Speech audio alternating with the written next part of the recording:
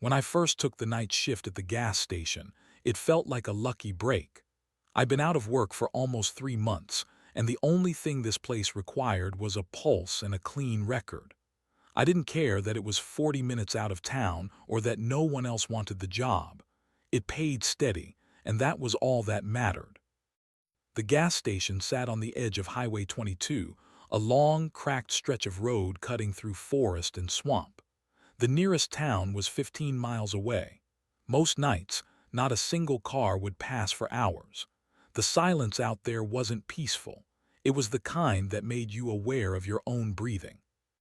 The first time I pulled up, I thought the place looked like something out of a postcard from the 1980s. The red and white canopy lights flickered, and the sign still advertised cigarettes for prices that hadn't existed in decades. There was a faint buzz coming from one of the pumps, a constant electrical hum that never went away. I remember thinking, at least it's quiet work. Inside, the air smelled of old coffee and cleaning solution. The walls were lined with faded posters for motor oil and lottery tickets. A single security monitor sat above the counter, showing 4 fuzzy camera angles. Behind the counter was Don, the manager. He looked like he hadn't slept in a week. His uniform shirt was ironed, but his eyes were sunken, and his voice was flat when he greeted me. "You're the new guy," he said. "Name?" "Evan," I told him. He nodded once and pointed toward the clock above the register. It read 10:54 p.m. "I'll show you how to lock up before midnight," he said. "We close early out here." That surprised me. I thought this was a 24-hour station. Don looked at me for a long moment before answering. "Not anymore." He handed me a key ring with 3 old brass keys and a laminated sheet of paper. The rules were printed in bold letters. "Lock the front door at 11:59 p.m. sharp. Do not unlock the doors for anyone until sunrise. The pumps shut off automatically. Do not attempt to override them. Keep the lights on at all times. Never go outside after midnight." I laughed under my breath, thinking it was some kind of inside joke. Don didn't laugh back. "Why all the rules?" I asked. He kept his eyes on the register, "because they keep us safe." He didn't explain further. He showed me the cash-out process, how to restock shelves where the cleaning supplies were, and which switches to flip when closing time came. The whole place was run on habit. Everything had its place, every step was routine. As he walked me through the motions, I kept noticing how often he glanced at the clock. The second it hit 11:45, he started getting jittery, tapping his fingers on the counter, packing. I offered to make another pot of coffee, but he waved me off. "Don't bother, I'm heading out," he said, grabbing his jacket. "Just remember what I told you, lock the doors before midnight." Then softer, like an afterthought, "If someone shows up late, tell them we're closed. Don't argue, don't explain, just ignore them." Before I could ask anything else, he was out the door, his old pickup disappearing down the road. I was alone. The minutes crawled by. The clock struck midnight and I went through the motions of closing up. The pumps beeped as they shut off automatically, the display screens flashing closed. I double-checked the locks, cleaned the counter and sat behind the register, listening to the low hum of the lights. Around 12:15 I stepped outside for a smoke. The air was thick with fog, the kind that swallowed everything more than 10 feet away. The trees looked like shadows pressed against a white curtain. Somewhere far off, a single cricket chirped and then stopped. I heard it then, a faint sound like whispering. It wasn't coming from anywhere specific. It was just there, carried by the fog. I spun around, trying to spot a car or maybe a radio left on, but the highway was empty. Only the pump stood there, tall and silent. I shook it off, went back inside and locked the door again. For the rest of the night, nothing else happened. I read through an old magazine and watched the clock inch toward 6. The sky started to lighten by the time dawn returned. He walked in right on schedule, carrying a thermos of coffee and a newspaper. "How was your first night?" he asked. Quiet, I said, too quiet. He nodded, not smiling. Good, keep it that way. When I mentioned the fog and the whispers, he froze mid-step. His hand tightened on the thermos. For a moment, I thought he'd tell me it was normal, that it was the wind or the trees. But instead, he said nothing. Just turned, walked behind the counter and started counting bills. I decided not to press him. Maybe the isolation was getting to me. Maybe I'd imagined it. But when I clocked out and drove home through that endless fog, something stuck with me, a question I couldn't shake. If the station really did close at midnight, then who was the light for? By the second week, the silence didn't bother me as much. I learned the rhythm of the place, the dull hum of the lights, the way the cooler door clicked when it sealed shut, even the sound of the old AC unit coughing every few minutes. The quiet became predictable, almost comforting. That was before I started noticing how alive the station really was. Don always left before midnight. He'd do one last round of the pumps, check the cash drawer, and hand me the keys. I'd lock up after he was gone. Every time he left, he'd look at the clock as if racing against it. At first, I thought he just didn't like driving home in the dark. But the longer I worked there, the more I realized he wasn't afraid of the dark, he was afraid of the time. That Friday night, things started to feel different. It was 11:50 p.m. Don was standing by the door, waiting for the digital clock above the register to tick down. I remember him saying, "Once it hits 11:59, you shut it down. Don't be late by a second." I nodded. He hesitated for a moment like he wanted to say something else, then left. The bell above the door gave a weak ring, and his taillights vanished into the fog. I started my usual routine, wiping down the counter, sweeping the floor, making sure all pumps showed closed. Everything looked normal. I even turned on the little radio behind the register, just to have something fill the silence. Static. I fiddled with the dial until an old country station came through, soft and distant. At exactly midnight, the radio died. Not faded, died. I checked the power strip, thinking maybe it unplugged, but it was fine. Then the lights flickered. Every bulb in the store blinked in unison, once, twice, then steadied again. I stood there, broom in hand, trying to convince myself it was nothing. The hum from the lights grew louder, like the electricity was straining. I could feel it vibrating through the floor. Then I heard something, a soft click outside. I walked to the window. The fog was thicker than usual, pressing against the glass like it wanted in. The parking lot lights barely cut through it. The pump stood motionless, except for one, pump 3, its digital screen glowing faint blue. That shouldn't have been possible. All pumps shut off automatically at midnight. I'd seen it happen myself. I stepped closer to the glass, squinting. The numbers on the pump display flickered 0, then reset. Over and over again. It wasn't charging anyone, but it was running through the transaction cycle on its own. I waited for it to stop. It didn't. The longer I stared, the more I thought I saw something moving behind it, a shape in the fog. I blinked and it was gone. I told myself it was headlights from a passing car, though no sound of an engine followed. I turned the lock on the door again just to be sure and went back behind the counter. The clock read 12:18. I tried to focus on restocking the chips and candy aisle. My hands were steady, but my mind was. I could still feel that faint vibration in the air, like the building was breathing with me. Half an hour passed with nothing. The flicker stopped, the hum died down, and I started to believe it was just an electrical glitch. I even laughed at myself. Working nights does that, makes small things bigger than they are. Around 1:00 a.m., I poured myself coffee and stepped into the back room. The single window back there faced the highway. I looked out and saw absolutely nothing. Not a single car. Just the road stretching into darkness, swallowed by fog. When I came back to the counter, the register screen was black. I tapped it. It flashed once, then lit up all zeros, repeating down the display. 0, 0, 0, 0. 000. I hit the keys, nothing. I unplugged it, plugged it back in, still the same. Then the receipt printer came to life. It started printing long strips of blank paper, curling onto the floor. The sound of it tearing through the quiet made my chest tighten. I reached to stop it, but the machine wouldn't stop spooling.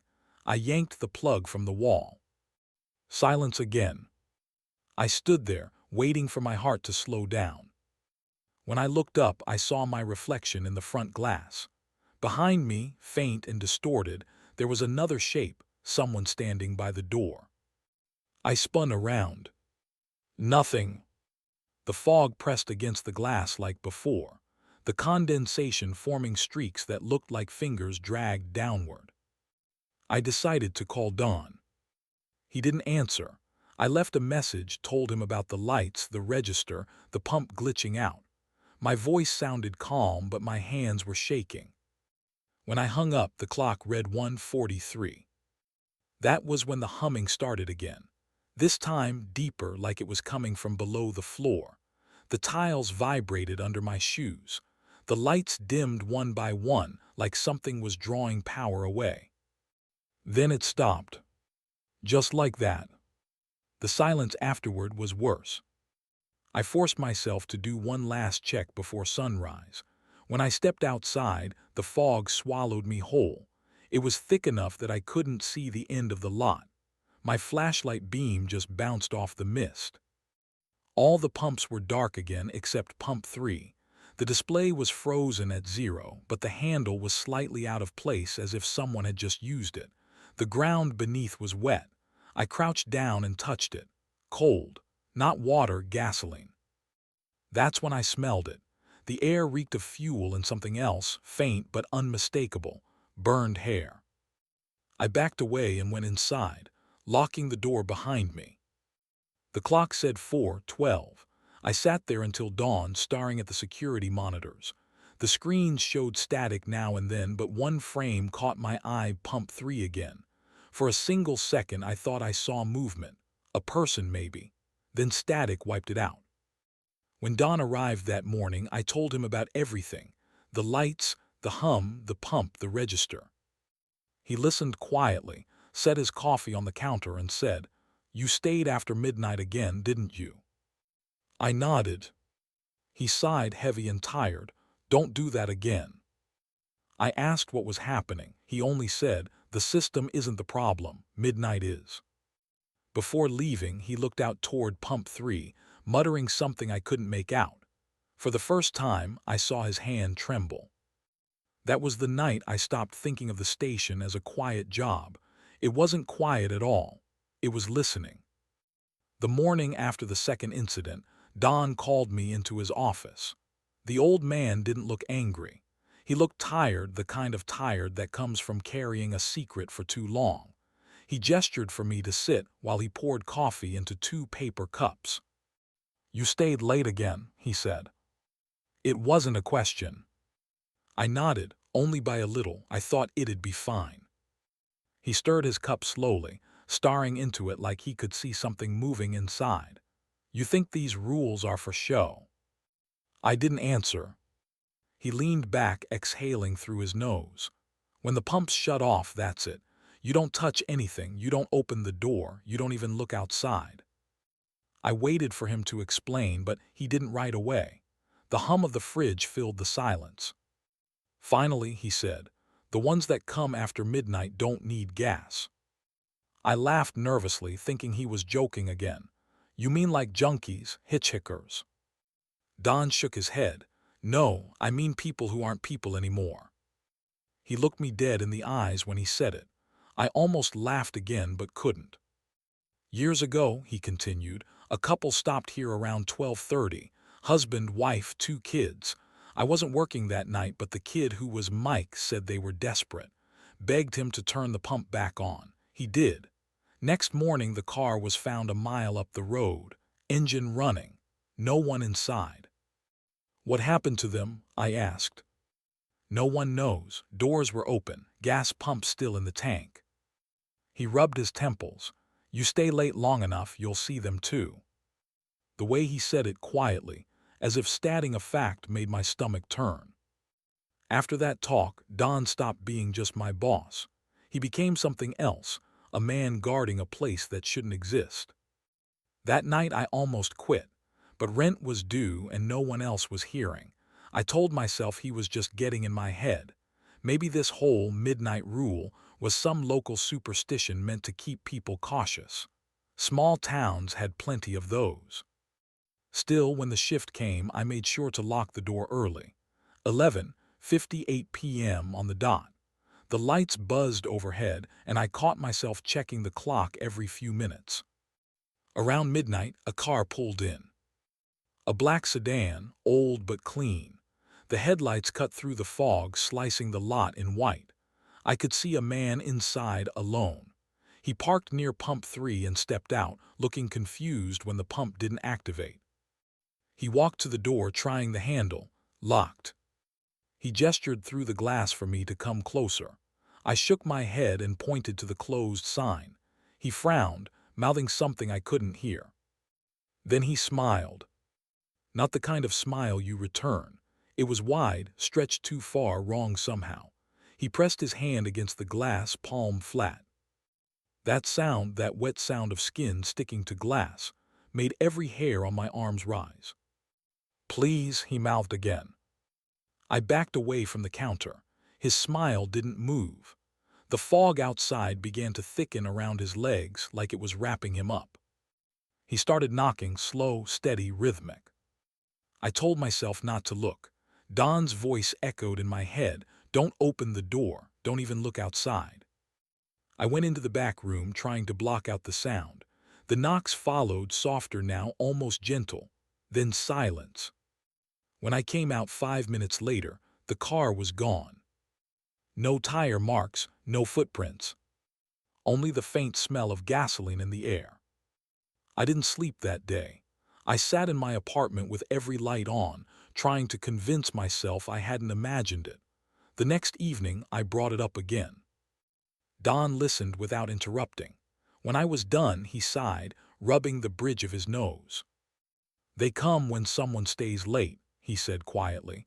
It's like they sense it. They're stuck between the moment they died and the one after.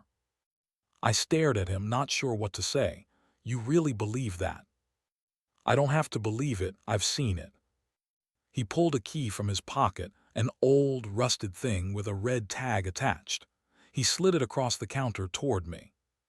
Office safe, he said. If something happens, if they get inside, you lock yourself in there and wait till sunrise. I didn't touch it. You're serious. His eyes met mine, and for the first time I saw fear in them. Just follow the rules. You'll be fine. That night I kept the door locked before midnight. I didn't even look outside. But I couldn't help it. I checked the clock again and again, waiting for something to happen. Nothing did. No cars, no sounds, just fog pressing against the glass like a living thing. By sunrise, I thought maybe Don's stories were just that, stories. But when I went to open the front door that morning, I found something smeared across the glass. A single handprint, burned black into the surface. After finding that blackened handprint, I told myself it must have been a prank. Maybe Don was testing me, making sure I took his rules seriously. It didn't make sense, but it was easier than believing the alternative. Still, that image, the burned palm, the smudged outline of the fingers, stayed in my head the whole day. When I came in for my next shift, Don had already cleaned it off. He didn't mention it, and neither did I, but when he handed me the keys, I noticed something new, a small cross carved into the counter near the register. I ran my thumb over it. It was old, almost worn smooth. Who did this? I asked. He didn't look up. Someone who learned the hard way. The way he said it left no room for jokes. That night felt colder. The fog came early, crawling in before 11.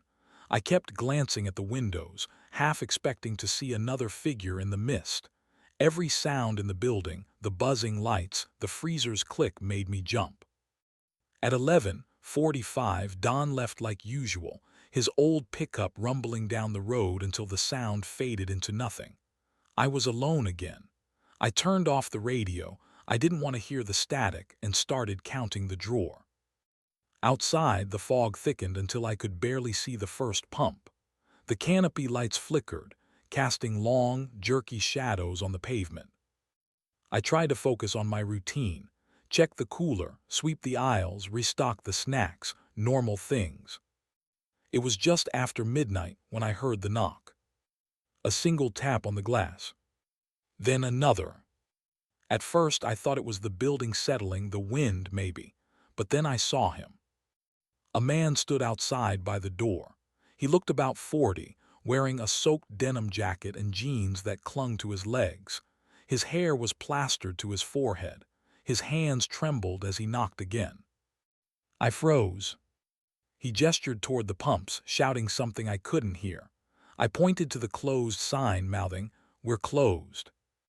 He shook his head, mouthing back, "Please." His eyes were wide, desperate. He pressed his hands to the glass. "My wife," he mouthed again. "She's waiting in the car, please." I almost opened the door. The part of me that still believed in logic said he was just a stranded driver, nothing more. But Don's voice kept echoing in my head, "Don't open the door. Don't unlock it for anyone after midnight." I reached for the intercom switch instead, trying to tell him to wait until morning. But when I pressed it, the system hissed with static. The man's voice bled through it, faint, distorted.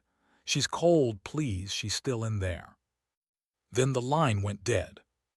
I stared through the glass again. His expression had changed. The desperation was gone, replaced by something else, blankness. His mouth hung open slightly, and he tilted his head like he was listening to something behind me. I turned, expecting to see someone inside. Nothing. When I looked back, he was gone. No footsteps, no tire tracks, just fog rolling in thicker. The sound of dripping water echoed somewhere near the pumps. I checked the monitors, 4 fuzzy screens showing empty pavement. Then the bottom left camera flickered. For a second I saw movement near pump 3, a figure bending over, almost crawling. Then the feed cut out. My throat tightened. I told myself it was the camera glitching again, but the next thing I knew, the front lights went out. Darkness swallowed the lot. I grabbed the flashlight under the counter and clicked it on. Its beam cut through the glass, catching glimpses of the pumps. All were empty. The fog drifted like smoke. Then something hit the window hard. The glass rattled and I stumbled back. I pointed the flashlight at the door. Nothing, just a smear across the glass, fresh and wet, sliding downward. The smell reached me a moment later, gasoline and burnt rubber. I locked the deadbolt again, though I hadn't even unlocked it. My heart was pounding so loud it drowned out the hum of the lights. I backed into the office, shut the door, and sat down on the floor. For a long time I stayed there, staring at the sliver of light beneath the door. I could still hear faint sounds outside, dragging steps, soft tapping on the glass. Then a single metallic clang, like someone brushing against a pump handle. After a while it stopped. When I finally came out, the fog had thinned. The parking lot was empty. But there was something new, footprints. A set of wet, bare prints leading from the pump straight to the front door, and then back again. When Don came in that morning, I told him everything. He didn't ask for details. He didn't even look surprised. He just walked to the door, crouched, and traced one of the footprints with his finger. Then he said quietly, "You shouldn't have talked to him." I frowned. What was I supposed to do, pretend he wasn't there? Don stood, his eyes on the fog beyond the window. "They're not people anymore. Talking makes them remember they used to be." I didn't know what that meant. Before he left the next day, he handed me a small bottle of salt water. "Pour a line under the door before midnight," he said. "Don't let it break." I wanted to laugh at the superstition, but something about his tone stopped me. I did what he said that night. And for the first time in weeks, the fog didn't come near the glass. The morning after the man at the window, I didn't go home right away. I sat in my car for almost an hour, staring at the tree line beyond the gas station. The fog had lifted, but something about the silence didn't feel clean anymore. It felt watched. When I finally started the engine, the sound of it startled me. The noise felt out of place there, too alive. I drove the whole way home replaying what I saw, that pale face pressed against the glass, his eyes wide like he wasn't pleading anymore, just waiting. By the time I crawled into bed, sunlight was breaking through the blinds. I must have slept less than an hour before my phone buzzed. The screen showed an unknown number. "Is this Evan?" a man's voice asked. "You work nights out on Highway 22. I said yes, cautious. "This is Deputy Holt," he said. "We're asking everyone around the area if they saw a vehicle last night. Couple from Asheville went missing. Car was found half a mile from your station. Engine running. Doors open." My chest tightened. "What kind of car?" I asked. He paused, checking his notes. "Black sedan, older model, sound familiar." I didn't answer. He thanked me anyway, told me to call if I remembered anything, and hung up. For a long time I just stared at my phone. The man at the window, his voice through the intercom. "She's still in the car." When I came back to work that night, Don was already behind the counter. He didn't greet me, just kept counting bills, his expression unreadable. "I got a call from a deputy this morning," I said. "I know," he replied. "They talked to me too." "You didn't tell them anything." He looked up at me then, tired and firm. "And say what? That ghosts come knocking after midnight." I didn't argue. For most of the evening, nothing happened. The fog came back around 11, thicker than before, but it stayed low. I kept to my routine, tried to pretend it was just another night. But part of me couldn't stop thinking about that black car on the side of the highway. Near closing, I decided to check the security footage. Maybe, if I could see the man again, I'd know for sure what I was dealing with: prank, intruder, or something else. The DVR system was ancient, grainy black and white video stored on a clunky hard drive. I scrubbed through the footage from the night before. At 12:04 a.m. I saw myself walk to the window. Behind the glass, nothing. Just fog. I watched the clip again, slower, still nothing. But I remembered his face, his voice, his hand on the glass. I knew he'd been there. My stomach turned cold as I kept watching. Around 12:07 the feed glitched. The image stretched for a second, distorted like static frozen mid-frame. When it cleared, there was something faint, not a person, not really. A faint smudge of light, shaped like a man but blurred like a reflection underwater. It stood near pump 3, then flickered out. I leaned closer, replaying it frame by frame. That's when I noticed the reflection in the window, mine. And behind me, faint but visible, a second outline, right where the man had been standing on the other side. Except in the video, I was alone. I shut the monitor off and sat there, staring at my reflection in the black screen. Around 1 the door chimed. I nearly jumped out of my skin, but when I turned, no one was there. The sound had come from the other side of the store, the back door that led to the trash bins. I went to check it. The lock was still in place. Then I smelled it, faint gasoline, drifting through the back hallway. It was coming from the storage closet. I opened the door. Nothing, just cleaning supplies and mop water. But the smell was stronger now, sharp enough to sting my eyes. I shut it and backed away. The lights flickered twice, then steadied. I told myself to breathe, to keep calm, to not lose it completely.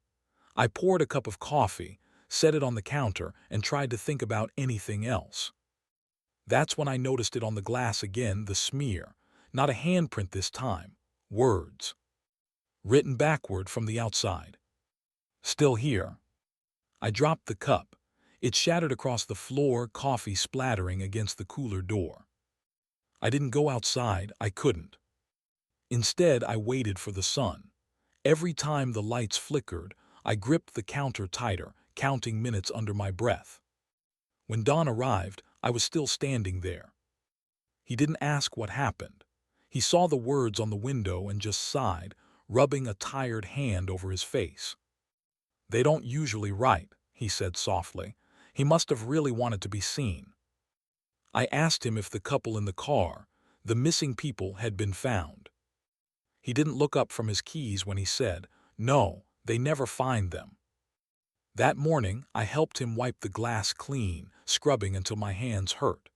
But no matter how much we cleaned, the faint outline of the letters stayed there, visible only when the light hit at a certain angle. Every time I saw it, I remembered his voice. "She's still in the car." And the worst part, I started to believe him. I started leaving the radio on during my shifts. Not for the music, just the noise. The silence had started to feel too heavy, like it was pressing against the walls of the station. Most nights the same local station played old country songs and weather updates. But that night the signal kept cutting out. Every few minutes a burst of static, a low hum, then silence. At first I thought it was the storm. The clouds outside looked bruised, hanging low and swollen over the tree line. Don hadn't come in that evening. He'd called earlier, voice rough. Said he wasn't feeling right. Told me to lock up early if the fog got bad. So I was alone. The clock on the wall ticked past 11. The rain started around then, a slow drizzle that turned into sheets. The sound of it against the windows almost drowned out the static. Almost. I turned up the radio. A man's voice came through for a second, calm, clear, official, talking about a missing vehicle, something about Highway 22. Then the static swallowed it. I twisted the dial, searching for another station, but all I got was noise. Hissing, faint whispers under the distortion, like voices caught in the interference. That's when I heard it. A voice, not a broadcast, not music, someone speaking through the static. "You still there?" I froze.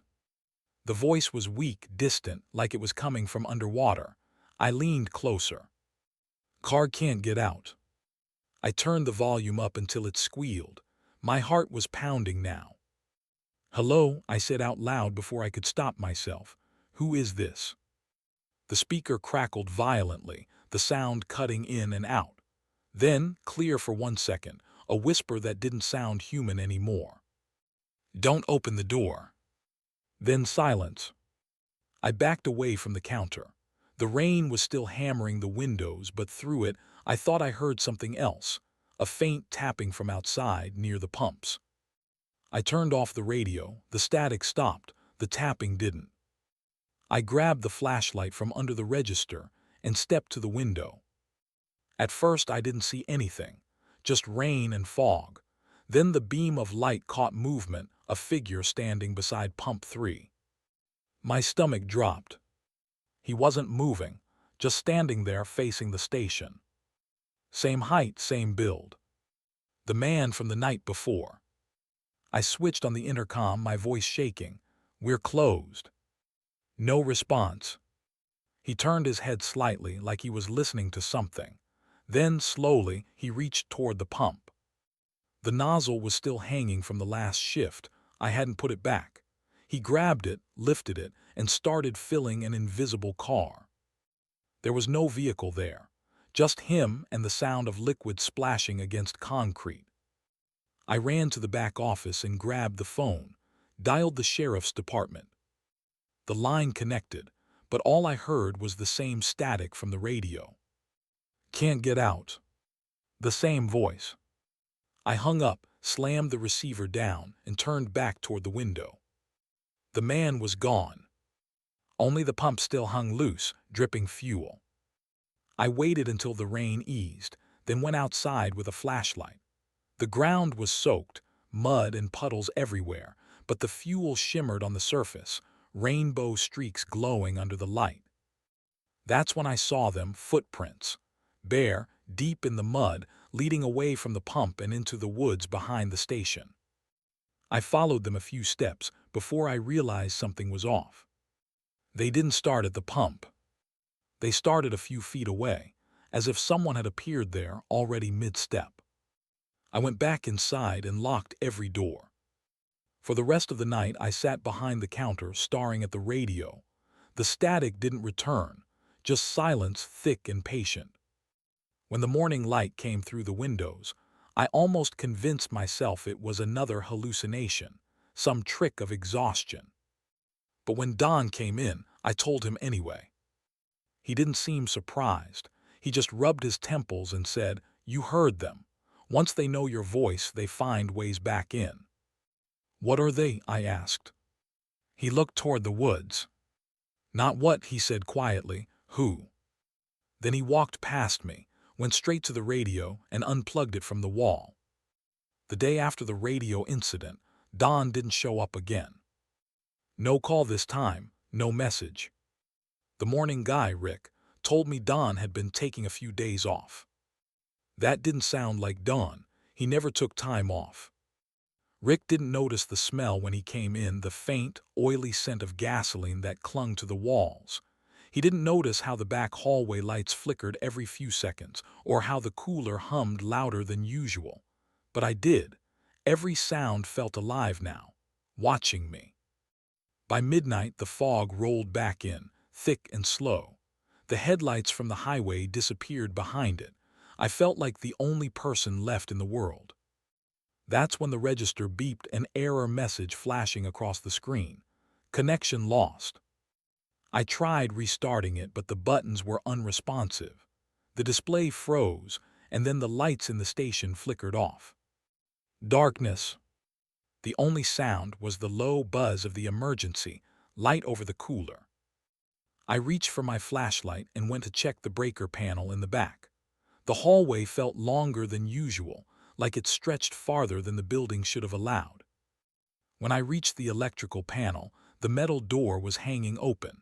A draft of cold air brushed my face. I shined the light downward. A metal grate in the floor was slightly ajar. Beneath it, I could see darkness and a set of concrete steps leading down. I'd never noticed that before. There was a small metal plate on the wall beside it, painted over in beige. I scraped it with my fingernail. Faded letters beneath the paint read, "Maintenance Access T2."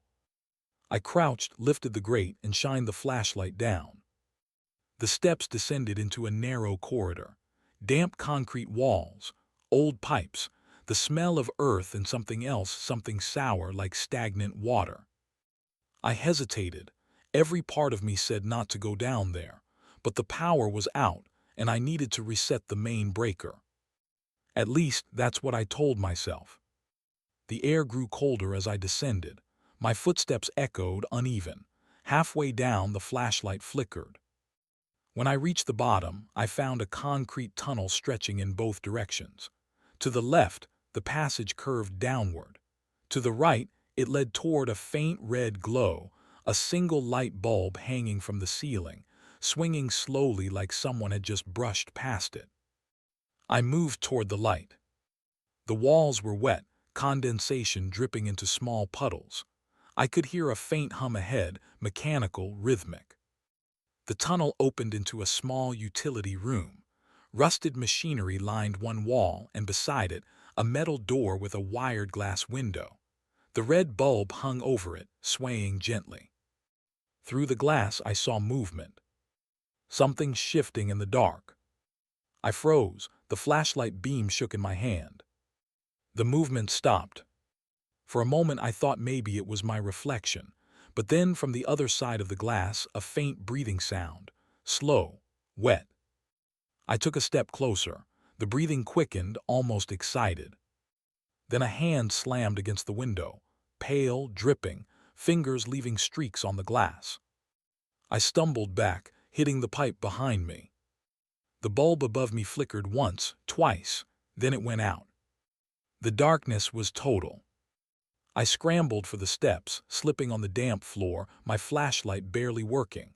I could hear something moving behind me now, a dragging sound, like feet scraping concrete. The flashlight blinked back on for half a second, and I saw it. Not a man, not anymore. Its skin was gray, stretched thin like wax. No eyes, just hollow pits where they should have been, and its mouth too wide, split open like a wound.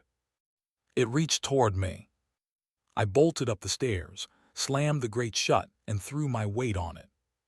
Something struck the metal from below, once, then again. Then silence. I sat there for a long time, shaking, listening for any sound. But whatever it was, it didn't come back. When the lights flickered on again, everything in the station was normal. The register rebooted. The hum of the cooler returned. But when I looked down, the faint smell of gasoline was gone, replaced by something else. Damp earth. And in the reflection of the cooler door, I saw a handprint, wet gray, pressed from the inside. Don didn't come back the next night either. By now, I'd stopped expecting him to. The register worked again, the lights stayed on, and the fog never fully cleared. Every night looked the same, that dull gray stretch of highway, a world stuck between sleep and waking. I thought about quitting, more than once, but every time I reached for my phone to call the manager, something stopped me, some quiet instinct that said it wasn't over yet. Around 10:30, a white envelope slid through the mail slot. No postage, just my name written in black pen, Evan. Inside was a small leather notebook. The first page was dated 2 years ago. The handwriting was Don. I flipped through it. Most of it was log entries, routine stuff. Notes about fuel deliveries, inspection schedules, repairs. But the further I read, the stranger it got. June 11. Heard the voices again. Same time, same words. Told them I'm not opening the door. June 17. Tunnel smells worse. Saw footprints near the grate, not mud. July 3. New kid starts next week. Told management we shouldn't hire anyone for nights anymore. They said we're understaffed. That last entry was from almost a year ago. I was the new kid. My stomach sank as I kept reading. Dawn had documented everything, the sounds, the lights, even the faces in the glass. August 12. Man outside window again. Tried to talk this time. He kept saying she's still down there. September 2. I went into the tunnel tonight. Something living there, not sure how deep it goes. The air feels wrong, like it's breathing back. October 5. Can't tell what's real anymore. They look human at first, but when you see them in the camera feed, they're hollow. The final page was half torn, the writing frantic. November 1. Don't stay after midnight. Don't look in the mirror. Don't listen if they call your name. No signature, just a small, circular stain, maybe water, maybe something else. I closed the notebook and looked toward the hallway. The grate was still shut, but now I noticed something I hadn't before, a faint pattern of dust around it, disturbed recently, like someone had moved it from below. The air smelled faintly of dirt again. I shoved the notebook into my bag and went to the security office. The footage from last night was still recording, and I scrubbed through it, frame by frame. At 3:14 a.m., the camera over the hallway flickered. For a split second, I saw movement, the grate shifting slightly, just enough to tilt open. Something crawled out. Not walked, crawled. It was fast, low to the ground, almost spider-like. It moved to the door, paused, then backed away when the lights flickered on. I watched the timestamp jump ahead, then freeze again at 3:17. This time I saw myself sitting at the counter, unaware. Behind me, near the cooler door, a faint figure stood in the dark. No eyes. No face. I stopped the playback. The air in the office felt suffocating. That's when I noticed the radio on the shelf, unplugged, same one Don had pulled from the wall. It was on. Static whispering through it, faint but constant. I stepped closer. Under the noise, I could hear a voice. She's still down there. The notebook fell from my hand. Yevon. My name. It said my name. The radio snapped off on its own. The silence afterward was unbearable. I turned to leave, but something on the floor caught my eye, a footprint. Bare, wet, pointed toward the hallway. I followed it with my flashlight. It stopped right at the grate. And this time the metal cover wasn't just loose. It was gone. The hole gaped open, dark and silent. Somewhere below, something moved. Not loud, not close, just enough to let me know it was awake again. After finding the missing grate, I couldn't sit still. My hands shook, my chest felt tight. Every sound in the station was amplified, the hum of the cooler, the flicker of the fluorescent lights, even my own heartbeat. I grabbed a flashlight and went toward the maintenance tunnel. The stairwell had always been narrow, but now it seemed impossibly long, the walls closing in on me.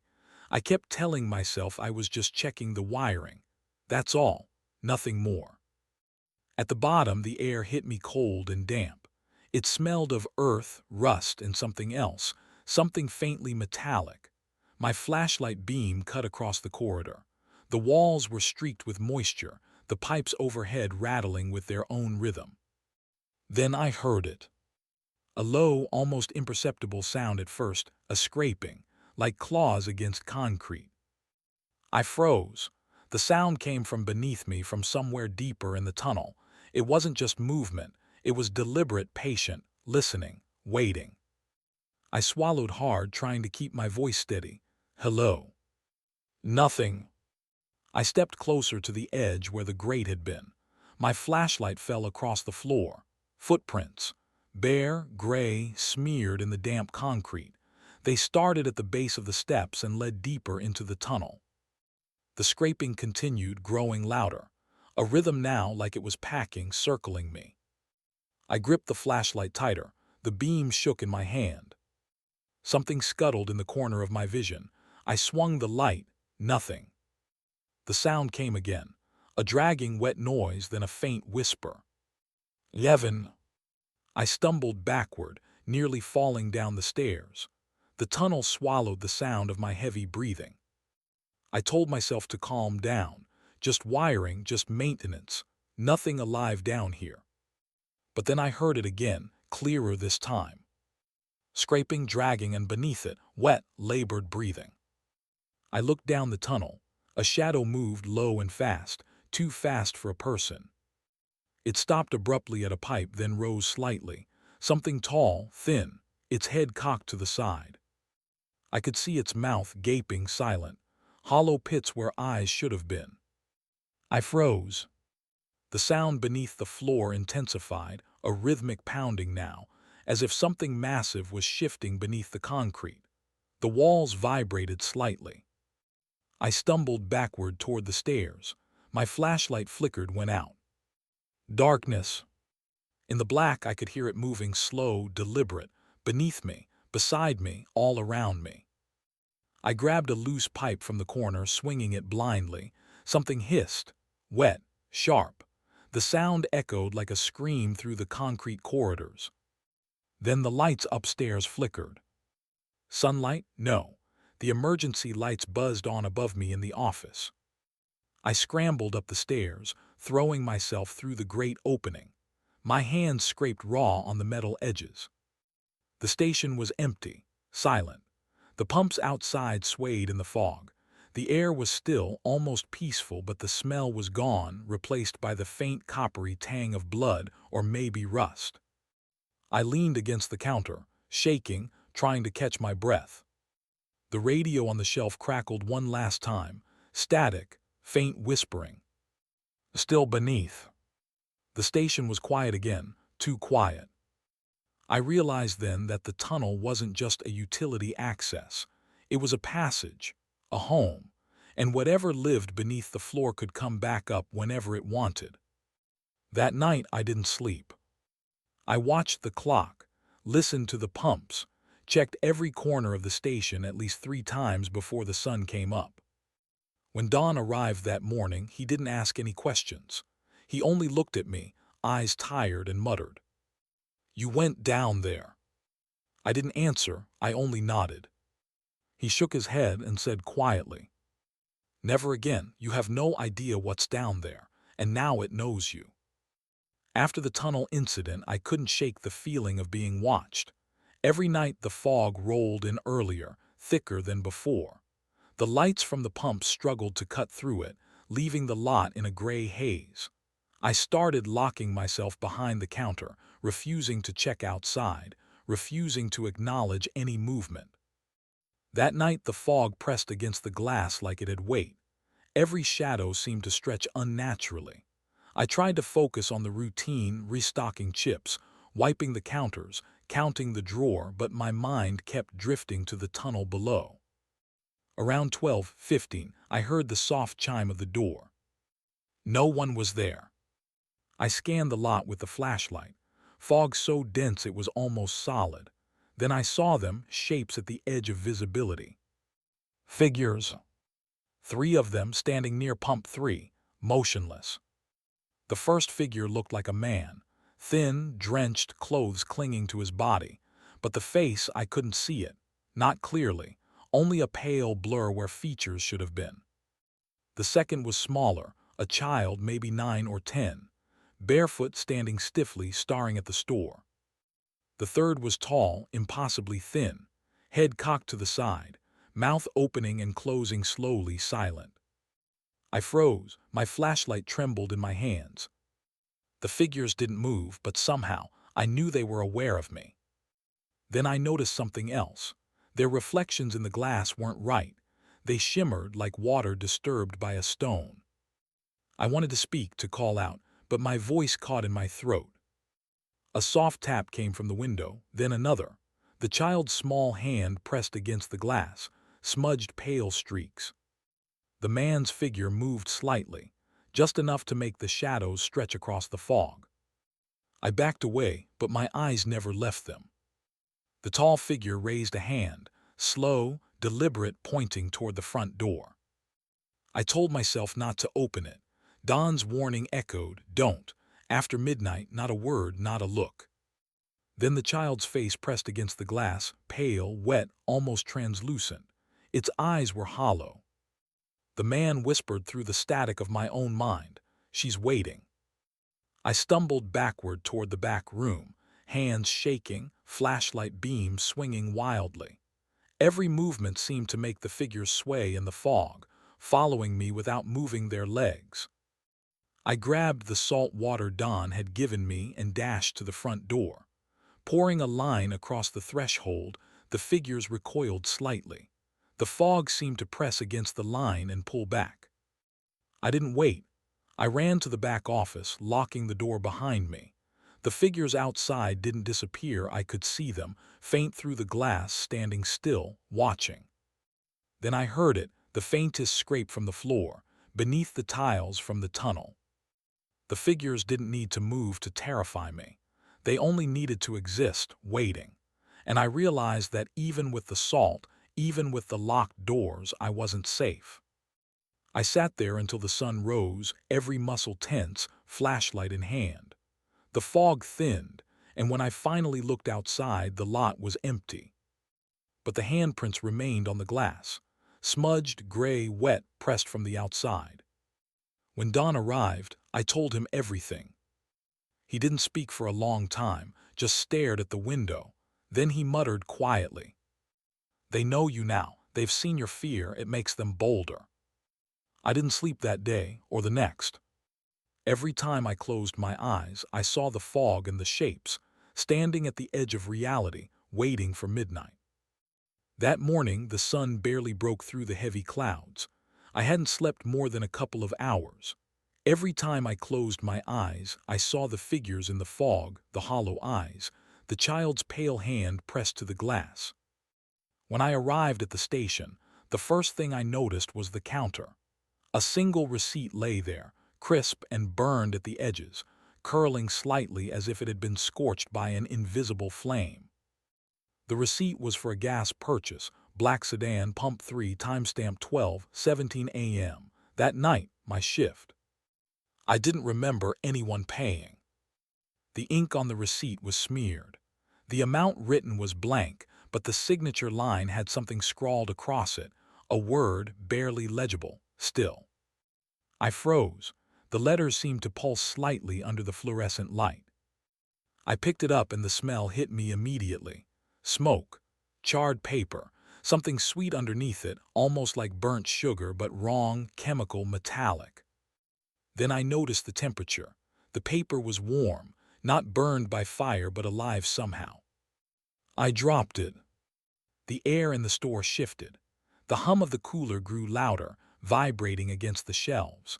I swore I heard footsteps, slow, deliberate, moving along the floor near the front door. I checked the cameras. Nothing, empty lot, fog curling just beyond the pumps. I went back to the receipt. It hadn't moved. I picked it up again. This time the scrawled word was different. Here. I dropped it again, heart hammering. Something tapped against the glass. A single wet sound like a hand brushing the surface. I didn't look, not this time. I ran to the back office, grabbed the salt water, and poured a line across the front threshold. The tap stopped. Silence returned. The receipt lay on the counter, still warm. I picked it up once more. The ink had shifted again. Now it read, "You." I dropped it again, hands trembling. The lights flickered. My reflection in the glass stared back at me, but not quite mine. The face was pale, hollowed, eyes too wide. The mouth split in a grin that didn't belong. I stumbled backward. The receipt floated slightly off the counter, spinning in the air as if caught in an invisible current. I yelled, and it dropped with a soft thump. The store felt cold suddenly, air sharp in my lungs. I backed into the office, trying to calm myself, trying to reason. Then I heard the whisper. Soft, faint, almost beneath the hum of the cooler. "Still here." The word carried weight, not just sound but presence, something waiting, patient. I realized then that the receipt wasn't just a warning, it was a message. And whoever or whatever had left it was watching me. Every time I touched it, every time I looked at it, I felt them behind me, waiting. By the time Don arrived that morning, I was shaking. I showed him the receipt. He didn't seem surprised. "They always leave something," he muttered. "A signature, a mark. It tells you they know you're paying attention, that you saw them." I asked him what to do. He only shook his head. "You can't pay them back. You just survive until sunrise." That night I arrived at the station early. The fog had rolled in thicker than ever, clinging to the pavement like wet sheets. Every light flickered against it, leaving shadows that seemed to stretch and sway, reaching toward the building. I locked the doors behind me and checked the pumps. All were empty. The receipt from the night before sat on the counter, curling at the edges. I didn't touch it. I couldn't. Midnight approached. The lights above the pumps flickered in weak bursts. I watched the fog press against the glass like it was alive. Then I saw it. The pump handles, all of them slowly lifting as if someone invisible had grabbed them. Not a jerk, not a tap. Smooth, deliberate movements. I froze. The temperature in the store dropped. My breath came out in short, sharp clouds. I could hear faint dragging sounds outside, muffled by the fog, almost rhythmical, like footsteps that never touched the ground. I grabbed the salt water bottle Don had given me and ran to the front door. Pouring a line across the threshold, I tried to will them back into the mist. The pump handles dropped instantly, clanging against the metal. The dragging sound ceased. I collapsed behind the counter, heart hammering. Every nerve in my body screamed. Then the whispers began. Soft, overlapping voices, indistinct, yet calling my name. "Evan, Evan." I tried to ignore them, pretend it was wind, machinery, my own fear. But the voices grew sharper, more insistent.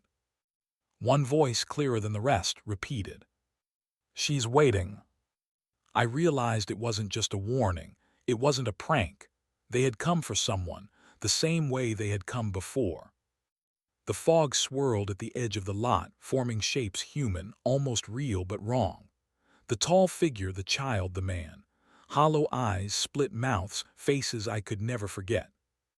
I couldn't move, couldn't speak, just watched as the shapes pressed closer to the windows, hands reaching for the glass. Then the first light of dawn broke through the fog. The figures froze, then vanished, leaving nothing behind but the faintest wisp of cold air and the smell of damp earth. The pumps were still, the lot was empty. I breathed slowly, feeling my body unclench. But I knew it wasn't over. The tunnel below, the fog, the empty cars, the receipts, they were all part of something patient, ancient, and waiting. Dawn didn't arrive that morning. The station felt hollow. I cleaned up the shattered cup from the previous nights, poured fresh coffee, and tried to act normal. I stared at the pumps, at the fog that still lingered on the edges of the lot, and understood something terrifying. They would return every night after midnight, watching, waiting. And I couldn't leave, not yet. Because if I did, someone else would be next. I poured another line of salt across the thread.